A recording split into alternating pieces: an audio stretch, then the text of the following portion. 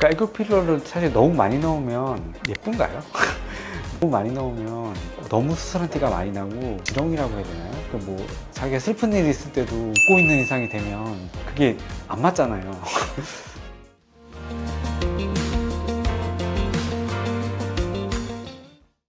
안녕하세요.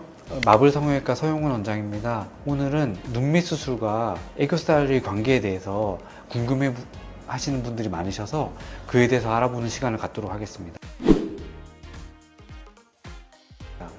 일단 첫 번째로 하안검 수술을 하면 애교살이 없어졌어요. 이런 질문을 하시는 분이 많으신데요. 일단은 애교살에 대해서 먼저 알아보는 시간을 갖도록 하겠습니다. 애교살은 눈 밑에 있는 근육을 말하고요. 우리 눈의 밑의 구조는 어떻게 되어 있냐면 바깥에 피부가 있고 그 안쪽에는 눈 밑 근육이 있습니다. 그리고 그 아래쪽에 눈 밑 지방이라고 있고요. 그 안쪽으로는 결막이라고 하는 부분이 있습니다. 하안검이란 거는 피부를 통해서 절개를 해서 근육을 가르고 지방까지 접근해서 지방을 제거를 하거나 재배치를 하는 수술을 하안검이라고 합니다. 환자분이 웃거나 어떤 표정을 짓게 되면 눈밑이 튀어나오죠. 그게 결국 근육이 수축해서 나타나는 거거든요. 그러니까 이게 내가 웃었을 때 튀어나오는 부분이 애교살이라고 생각하시면 되고, 그것은 지방이 아니라 근육 때문에 나타나는 겁니다.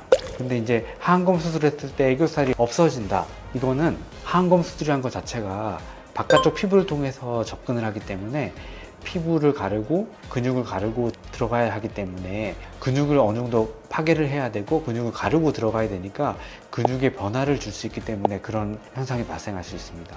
과거에는 이제 눈 밑에 볼록한 걸 개선하기 위해서 지방도 제거를 하고 심지어 근육도 제거를 하고 이렇게 볼록한 부분을 많이 제거하는 데 중점을 뒀어요. 그러다 보니까 날아간 만큼 애교살이 없어지고 그런 일이 많이 발생했죠. 근데 요즘은 하안검의 경우에도 애교살을 보존하기 위해서 오히려 근육 조작을 통해서 애교살을 더 도드라지게 만들거나 그런 일이 많거든요. 그래서 요즘은 사실 그런 일이 잘 없지만 과거에는 피부나 근육 이런 걸 많이 제거를 했기 때문에 그럴 수도 있었습니다. 하지만 요즘은 오히려 하안검 수술을 통해서 애교살을 더 만드는 수도 있고 하기 때문에 그런 일은 잘 생기지 않고 있습니다. 자, 이제 두 번째로는 지방 재배치를 했을 때 애교살이 없어졌어요.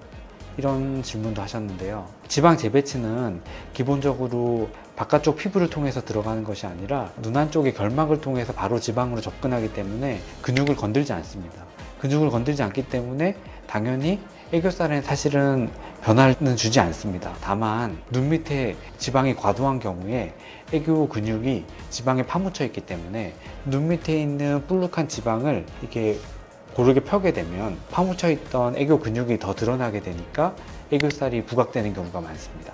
지방 재배치의 경우에도 수술 방법에 따라서 지방만 재배치를 하는 게 아니라 지방을 둘러싸고 있는 조금 단단한 경막이라고 하는 거를 다시 당겨주고 경막 강화라고 해서 또 고정시켜주는 그런 방법을 사용하시는 경우도 있는데요. 그런 경우에는 눈 밑에 움직임이 좀 제한되기 때문에 아까 애교살이라고 하면 좀 이게 근육을 움직였을 때 더 부각되는 거라 그랬잖아요. 그런 움직임이 좀 제한되니까 애교살이 약해 보일 수는 있습니다만 실제로는 애교 근육에는 아무 영향이 없습니다. 눈에 지방 재배치로 애교살을 만들었는데 애교살이 언제까지 있는지 궁금해요. 지방 재배치를 따로 다시 할 정도로 애교근육이 없어지거나 그런 경우는 사실 보지는 못했거든요. 실제로 아마 그런 분들도 실제로 진짜 애교 근육이 없어졌을까요? 그게 막 웃거나 어떤 표정을 지으면 애교살이 없어졌다고 하시는 분들도 웃거나 어떤 표정을 지으면 애교 근육이 다시 나타나는 경우도 많습니다. 이거는 뭐 재배치를 하고 나서 더 없어지거나 그러지는 않을 것 같습니다. 애교살이 잘 보이는 눈이 궁금합니다. 애교 근육이 원래 많은 분이 제일 많겠죠. 그러니까 사람마다 눈 애교살 근육의 크기가 다르니까 애교 근육이 제일 큰 경우가 제일 많겠고, 또한 수술을 통한다고 하면은 지방 재배치한 양도 좀 조절할 수가 있거든요. 지방 재배치를 많이 하면 할수록 애교 근육이 더 많이 부각되기 때문에 좀 더 드러날 수도 있고, 근육이라는 거는 결국엔 눈이 돌출되어 있으면 눈이 돌출되면은 근육도 같이 돌출되니까 좀 더 부각이 될 수 있겠죠. 안구가 돌출되어 있는 안구. 예. 그는 애교살이 더 튀어나왔던 걸로 기억하고 네. 반면에 푹 들어가는 눈은 좀 애교살이 작은 걸로 아는데 눈이 들어간 사람. 네네네. 사실 함몰아니든 돌출아니든 간에 애교 근육의 크기는 사실 그거는 개인적인 차이고 다 가지고 있을 거예요. 다 가지고 애교 근육이 난 없어요 하는 분들도 웃으면 나와요. 우리 근육이 뭐예요? 그러니까 수축을 할 때만 나타나는 사람들도 있거든요. 물론 바로 드러나는 사람도 있지만 웃거나 어떤 표정을 지어야 다시 더 수축을 하면서 더 부각이 되는 건데 실제로 근육이 없다고 하시는 분들도 보면 웃거나 그러면은 애교살이 드러나세요. 그거는 개인차가 더 크다고 봅니다. 아까 말씀하셨던 네. 애교 근육 안에 네. 지방 이식과 필러는 아. 어떻게 생각하십니까?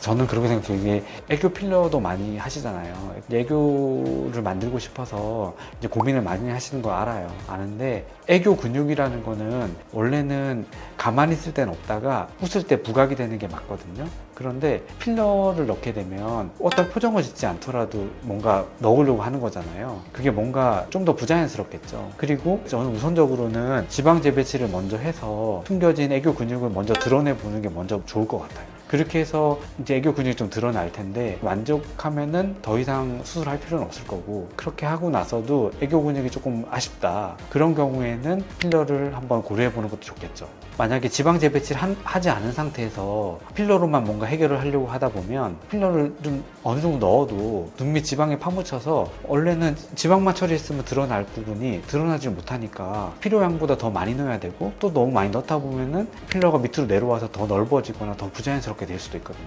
그러니까 일단은 효과적인 애교살을 만들기 위해서는 눈 밑 지방 재배치를 먼저 해서 눈 밑 근육을 최대한 부각을 먼저 시키고, 그리고 나서 부족한 부분에 대해서 필러를 고려해 보는 게 맞다고 생각합니다. 그러니까 애교 필러를 사실 너무 많이 넣으면 예쁜가요?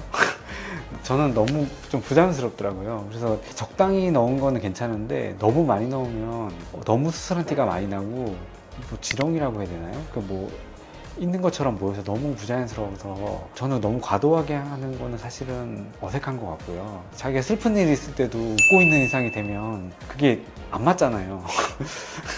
애교 필러는 가급적이면 좀 제한적으로 조심해서 신중하게 하는 게 좋을 거라 생각합니다. 애교살과 눈밑 수술에 대해서 알아보았습니다. 오늘 많이 도움이 되었을지 모르겠습니다. 궁금하신 사항 있으시면 또 댓글에 남겨주시면 답변 드리도록 하겠습니다. 마블 성형외과 서영훈 원장이었습니다. 감사합니다.